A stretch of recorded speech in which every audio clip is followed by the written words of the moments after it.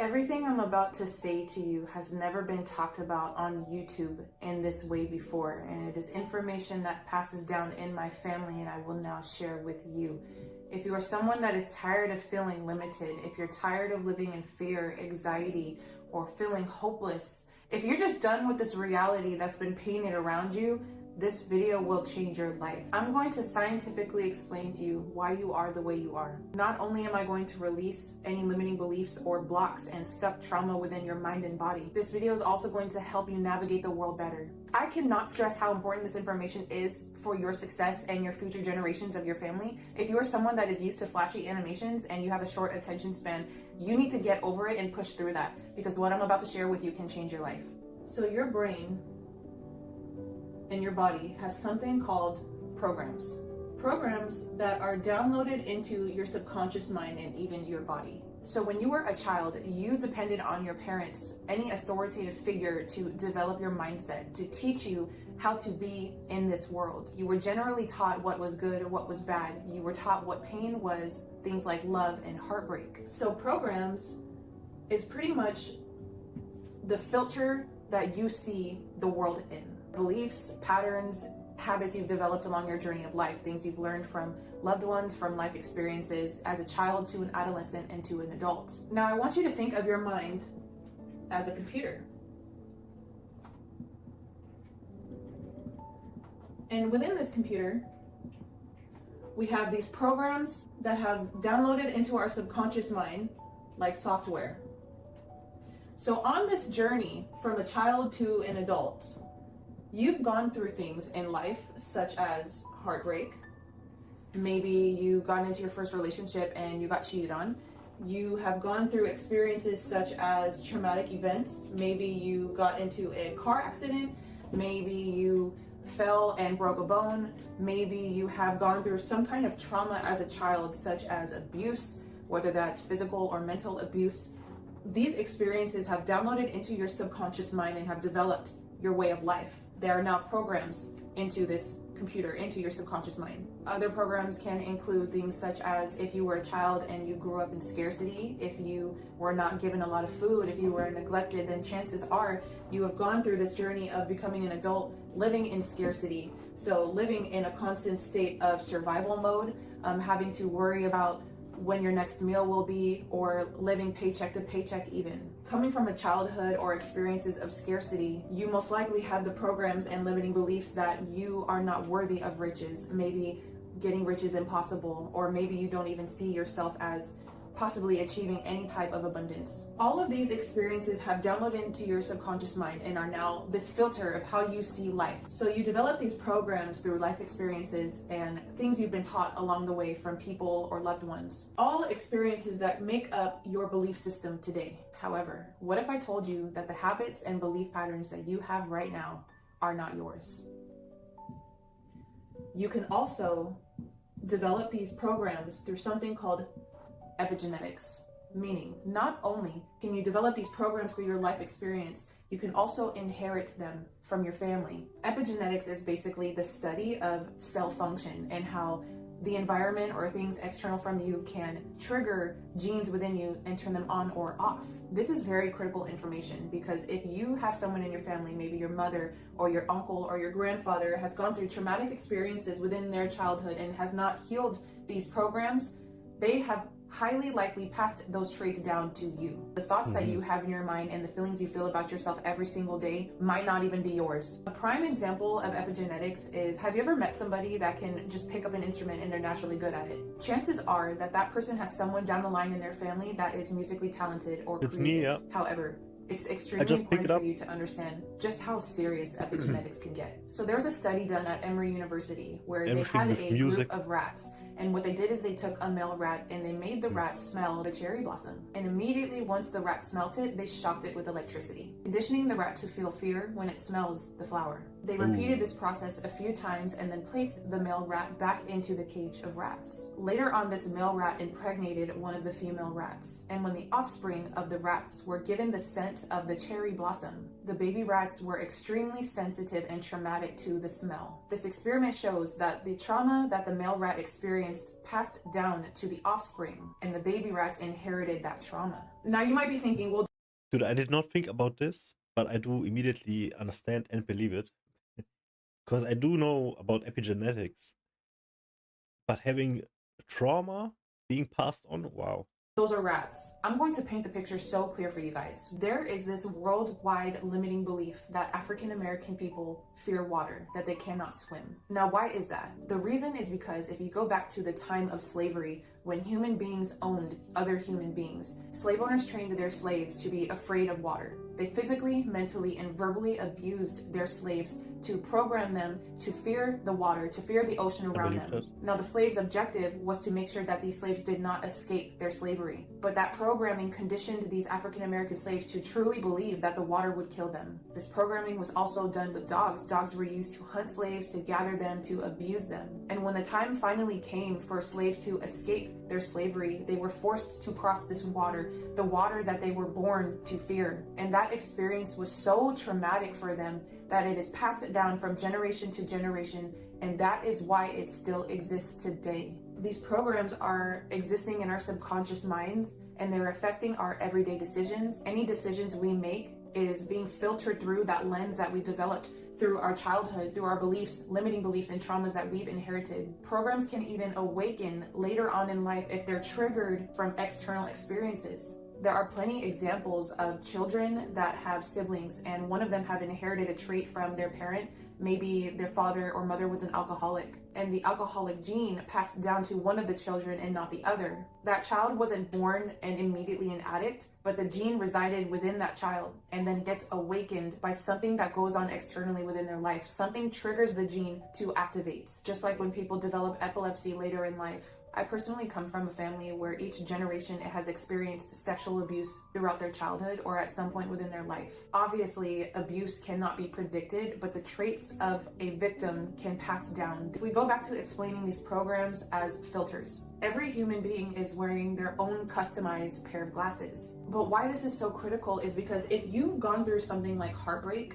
and then you start to see a pattern in your relationships of constantly getting cheated on. If you don't deal with these programs turn into behaviors, and these behaviors form into personality traits. These programs block our blessings. It's like walking through life with a box over your head. You're almost putting a cap limit on your success because these filters can affect everything you do in life. Decisions, the people that we make as friends, who we get in relationships with, how we spend our money. So my job background is in the healthcare industry. And there was a time where I had a male patient that was in his 60s and he was extremely emotional. And every day that I spent time with this patient, he would constantly remind me of a story that happened to him 6 months before he had admitted into that hospital. And every day that I saw him, he would take me back to a specific fight that happened between him and his roommate, constantly expressing of how much he hated that roommate, enough to talk about it every single day as if he had completely forgotten that he told me the day before.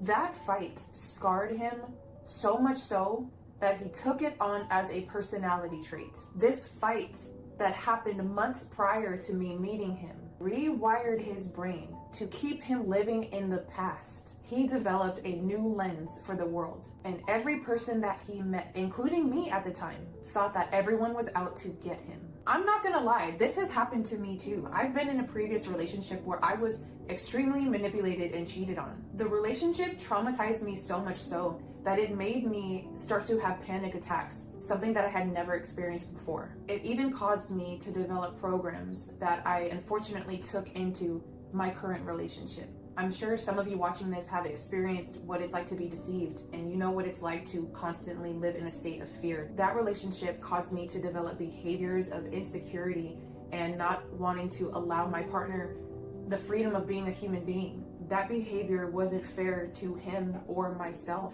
because I had gone through an experience that put a cap limit on my success, on my mental health, and my own abundance. If I did not do the inner work that I'm going to share with you guys today, I would have most likely continued my way of life to think. Men ain't shit. I know that's a very common phrase that a lot of women like to throw out there. Therefore, putting a cap limit on myself from my dream relationship, from experiencing true love. To find success, we have to uninstall these programs. So how do we do that? First, I need to explain why it's so hard to let go of emotions, to let go of these beliefs. So there's a 3-step process, and most of us get stuck in step 1.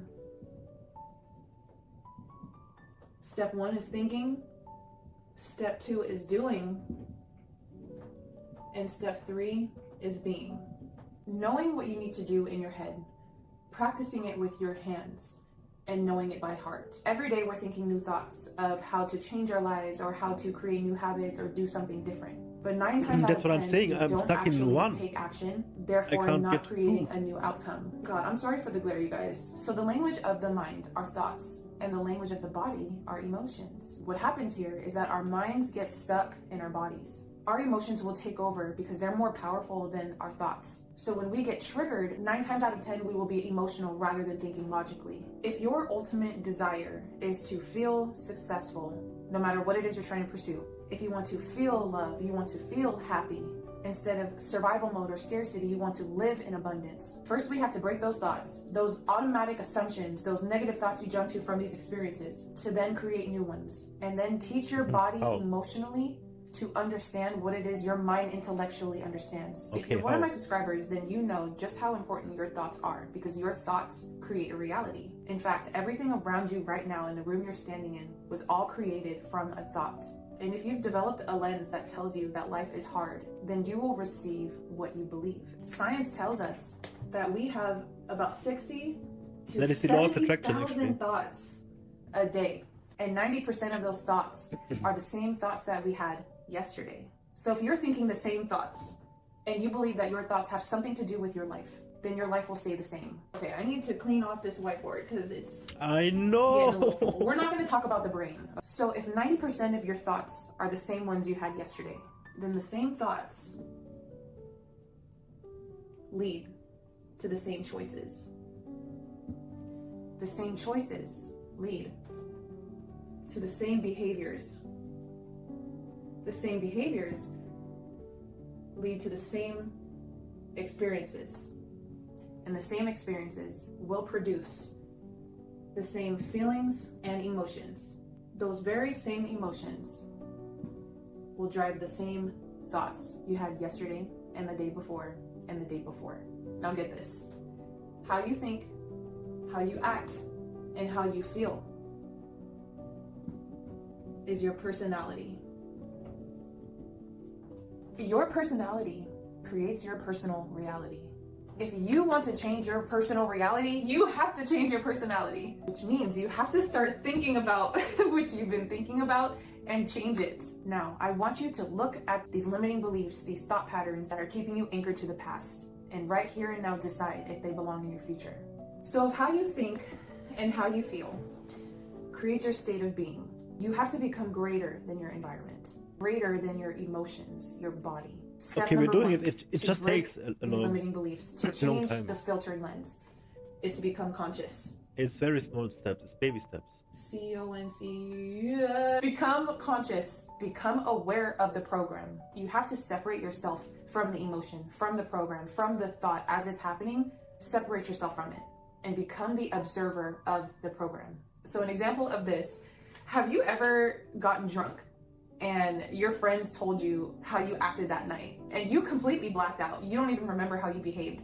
And then the next day you find out everything that happened, and that has you thinking like, whoa, maybe I should chill out. And the next time you guys go out, you don't drink as much. You've learned your lesson. So you observed your behavior from that lesson and modified it. Step 2 is to modify your behavior, your actions, to be better. You have to consciously make different choices now that you've developed new thoughts. You have to change. You have to create a new outcome. And step number 3, the hardest step,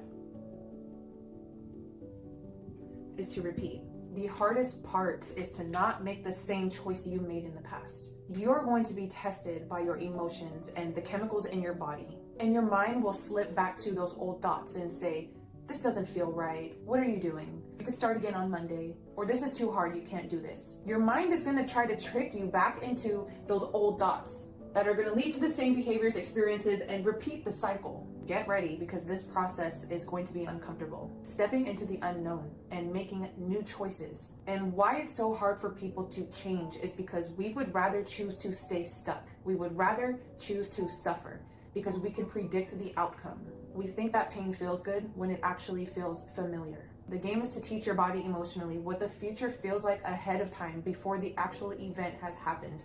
The truth is that your brain doesn't know the difference between the past, present, and future. That's why if you've ever thought about something that happened in the past, something that was emotional or made you upset, and you start to feel emotions surface, your body starts to feel heated, you feel your blood boiling, you start to relive it because your mind doesn't understand that that happened last year. It starts to feel like it's happening right now. The more that you can visualize your future and stay out of the past, you will rewire your brain to new thoughts. Your body will begin to produce new chemicals and new circuits. You will rewire your nervous system, leading to new choices, to new behaviors, new experiences, into a new reality.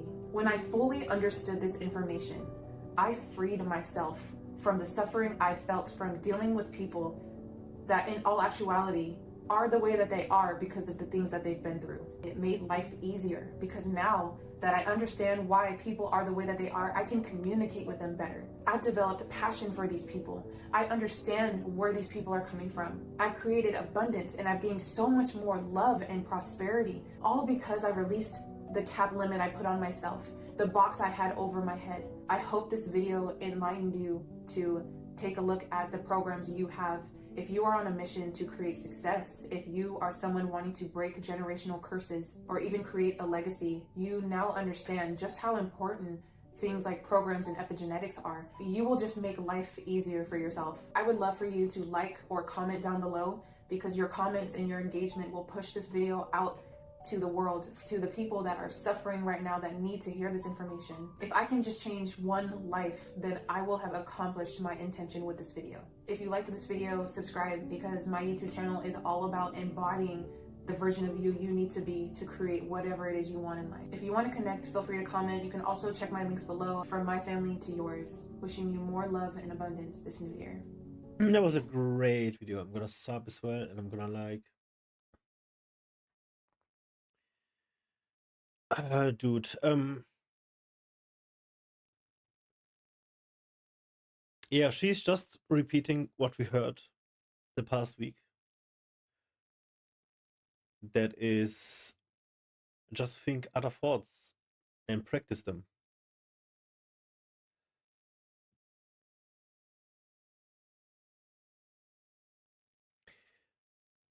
Of like alcoholism being passed down in genes, I heard about that before.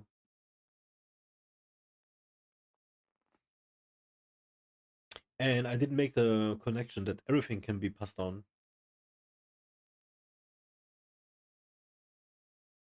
Behavior. And I did not think further that it can trigger later in life. And once I realized this now, I immediately made a connection with karma. So we're basically just confirming ancient belief more and more day by day by just being able to draw parallels like this, because it's not a, one-to-one correlation or whatever, if you want to get scientific. But it is an interesting connection that you can make easily, that is understandable, makes sense.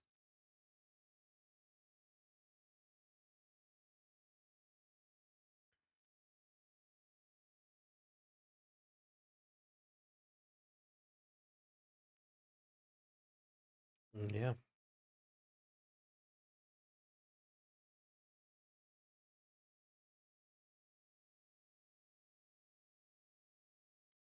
And her three actions were thinking, doing, and repeating, right? CONC.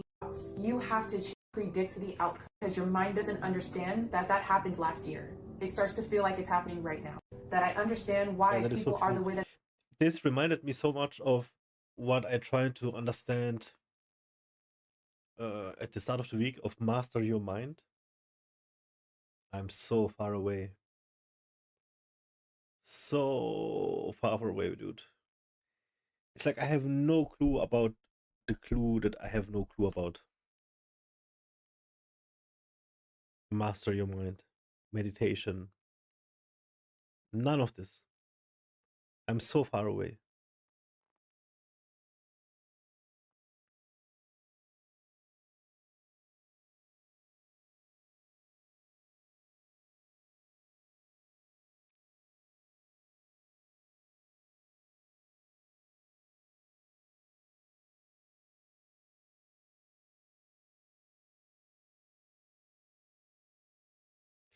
I'm at the beginning and it just doesn't look like it's moving. But I guess I am just because I'm dealing with it.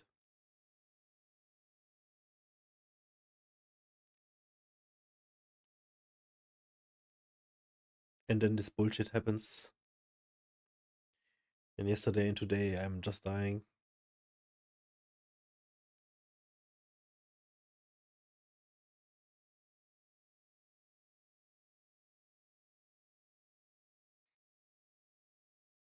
The day I get out of bed without hesitation is gonna be my biggest victory. If there is like zero hesitation, just like wake up. Oh, where am I? In bed? Okay, whoa, let's go.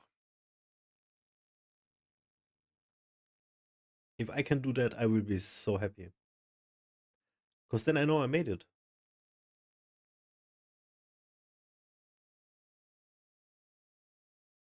For myself. If I do that for myself.